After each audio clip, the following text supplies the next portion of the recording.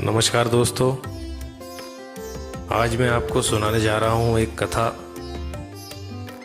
कि भगवान श्री राम के जीवन में कल्प वृक्ष का महत्व क्यों अधिक था। तो शुरू करता हूँ। ये बात तब की है जब लंका युद्ध समाप्त हो गया था और श्री राम सुखपूर्वक अयोध्या पर राज कर रहे थे। महर्षि दुर्वासा महर्षि अत्रि और माता अनसुईया के पुत्र थे, जो भगवान शिव के अंश थे। ये बहुत क्रोधी थे और श्राप तो जैसे इनकी जीवा की नोक पर रखा रहता था। इन्होंने एक बार श्री राम की परीक्षा लेने की ठानी। उन्हें पता था कि श्री राम भगवान विष्णु के अवतार हैं, किंतु फिर भी वे श्री राम की परीक्षा लेने अपने 6000 शिष्यों के साथ अयोध्या पहुंचे। जब श्री राम को पता चला कि महर्षि दुर्वासा अयोध्या पधारे हैं, तो वह स्वयं अपने भाइयों के साथ द्वार पर उन्हें लेवाने चले आए। उन्होंने महर्षि दुर्वासा की अभ्यर्थना की और उनके चरण प्रक्षालन कर उन्हें ऊंचे स्थान पर बिठाया। फिर उन्हें अर्घ्यपान देने के बाद उन्होंने कहा, हे महर्षि, आप अपने तेजस्वी शिष्यों के साथ अयोध्या पधारे, ये हमारे लिए बहुत सम्मान की बात है।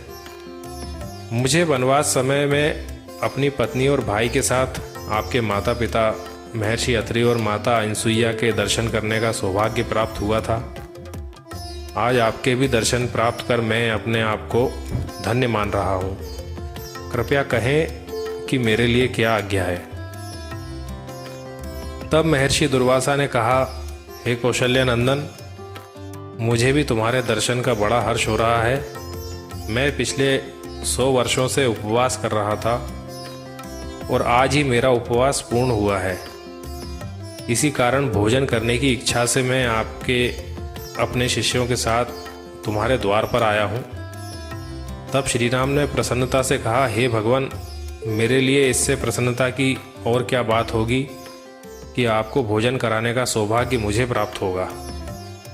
तब महर्षि दुर्वासा ने आगे कहा कि हे श्री राम,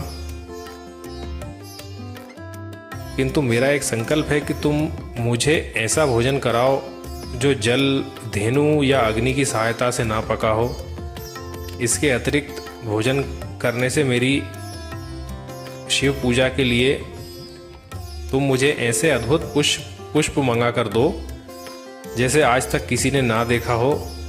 इस सब के लिए मैं तुम्हें केवल 1 प्रहर का समय देता हूँ। अगर ये तुमसे ना हो सके तो मुझे स्पष्ट कह दो, ताकि यहाँ से मैं चला जाऊँ। तब महर्षि की इस बात को सुनकर श्री राम ने मुस्कुराते हुए कहा, भगवान, मुझे आपकी ये सब आज्ञा स्वीकार है। यह सुनकर महर्षि दुर्वासा प्रसन्न होकर बोले, ठीक है, मैं अपने शिष्यों के साथ सरयू में स्नान करके आता हूँ। तब तक हमारे लिए सभी सामग्रियों की व्यवस्था कर दो। ये कहकर महर्षि दुर्वासा अपने शिष्यों के साथ स्नान करने चले गए। उनके जाने के बाद देवी सीता, लक्ष्मण, भरत और शत्रुघ्न आश्चर्य से उनकी ओर देखने लगे कि किस प्रकार श्री राम केवल 1 प्रहर ऐसी दुर्लभ चीज़ों को प्राप्त कर पाएंगे। तब श्री राम ने लक्ष्मण से एक पत्र लिखने को कहा और फिर उसे अपने बाण पर बांधकर स्वर्गलोक की ओर छोड़ दिया। वह बाण वायु वेग से उड़कर अमरावती में इंद्र की सुधर्मा नामक सभा में जाकर उनके सामने गिर पड़ा। उस बाण को देखते ही देवराज इंद्र पहचान गए कि ये तो श्री राम का बाण है। उन्होंने तुरंत उस पर बंधे पत्र को खोलकर पढ़ा तो उसमें लिखा था, हे देवराज, आप सुखी रहें। मैं सदैव आपका स्मरण करता हूँ, किंतु आज आपकी एक सहायता की आवश्यकता है, इसलिए आपको पत्र लिख रहा हूँ। अयोध्या में इस समय महर्षि दुर्वासा अपने 6000 शिष्यों के साथ उपस्थित हैं और वो ऐसा भोजन करना चाहते हैं जो गऊ, जल अथवा अग्नि के द्वारा सिद्ध ना किया हो। साथ ही उन्होंने शिव पूजन के लिए ऐसे पुष्प मांगे हैं जिन्हें अब तक मनुष्यों ने ना देखा हो। अतः आप अति शीघ्र कल्प वृक्ष और पारिजात जो क्षीर सागर से निकले हैं मेरे पास भेज दें। इसके लिए रावण के संहारक मेरे बाणों की प्रतीक्षा मत कीजिएगा। वो पत्र मिलते ही इंद्रदेव उठे और कल्प वृक्ष तथा पारिजात को साथ ले देवताओं सहित विमान में बैठकर अयोध्या में आ पहुंचे। वहां श्री राम ने इंद्र का स्वागत किया। उधर सरयू तट पर महर्षि दुर्वासा ने अपने एक शिष्य से कहा कि वे भवन जाकर देख आए कि वहां क्या हाल है। तब वो शिष्य राजभवन की ओर पहुंचा तो इंद्रादि देवताओं से घिरे श्रीराम को देखा।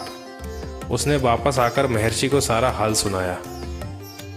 ये सुनकर महर्षि आश्चर्य करते हुए श्रीराम के पास पहुंचे।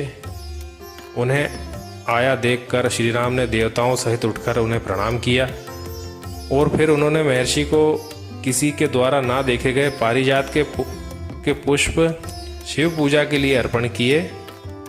महर्षि दुर्वासा ने प्रसन्नतापूर्वक उन अद्भुत पुष्पों द्वारा श्रीराम और देवताओं सहित भगवान महाकाल की पूजा की। पूजा समाप्त होने के बाद श्रीराम ने देवी सीता को भोजन परोसने के लिए कहा। तब सीता ने कल्प वृक्ष के नीचे असंख्य पात्रों को रखवाकर प्रार्थना की, हे कल्प वृक्ष, आप सभी मनोकामनाओं को पूर्ण करने वाले हैं। कृपया महर्षि दुर्वासा और उनके सभी शिष्यों को संतुष्ट करें। देवी सीता के ऐसा कहते ही वो सारे पात्र कल्प वृक्ष द्वारा ऐसे व्यंजनों से भर गए जो अग्नि, दूध अथवा जल से नहीं बने थे। ये देखकर महर्षि दुर्वासा ने श्रीराम की भूरी भूरी प्रशंसा की और आकंठ भोजन कर वहां से प्रस्थान किया। जय श्री राम। आपको हमारी ये कहानी कैसी लगी कमेंट्स बॉक्स में बताएं। अगर अच्छी लगी तो लाइक और शेयर करें और हमारे channel the young inspiration source को सब्सक्राइब करें। हमसे जुड़े रहने के लिए बेल आइकन को दबाना ना भूलें। धन्यवाद।